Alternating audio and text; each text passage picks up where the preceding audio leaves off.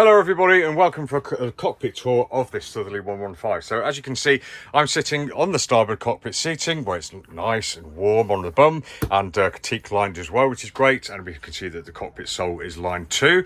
And we've got the companionway open now, very Southerly 115-esque. We've got the two doors which just close nicely and give those once they're out the way, they are out of the way, they're not heavy in any way. Really nice to see.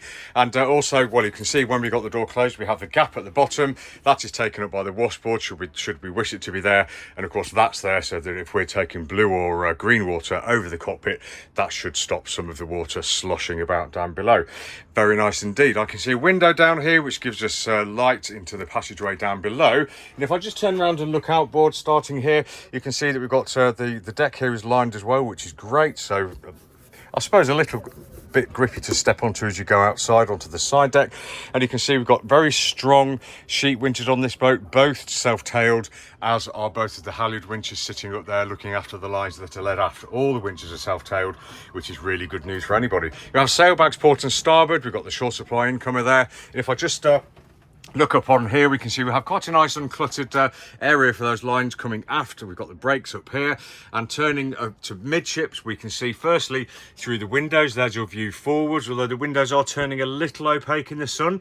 Bit of life left in them, but you might want them a little bit clearer than that. And you can see the condition of the spray hood and cockpit tent looking okay on this boat. Bit of life left in them, I think, but probably a good valet would help elongate that. Now above the companionway here, you can see that we've got a strip of fairly vintage instruments. We've got wind speed and direction, the boat speed, etc. So that's something to take into consideration with this boat, I think. And then moving over here, you can see the port side with one line coming aft through here. Though we do have room for another one, and you can see the self-tailed halyard winch there too. Now over on the port side, you can see we've got more seating and another step out to the side deck there, nice and teak lined. We have a couple of binnacles behind there for the tail ends, and a nice strong sheet winch there. There's a good view of the inside of the cockpit cover and the spray hood. And if I just turn around, we can see the helm position there. Really nice undulating seat, so should give you something to sit on at all angles. And you can see, I can't really lift it up very high, but you can see the after deck there over the aft cabin with the big hatch set into it. Really nice area, plenty of room on there for people to lounge about.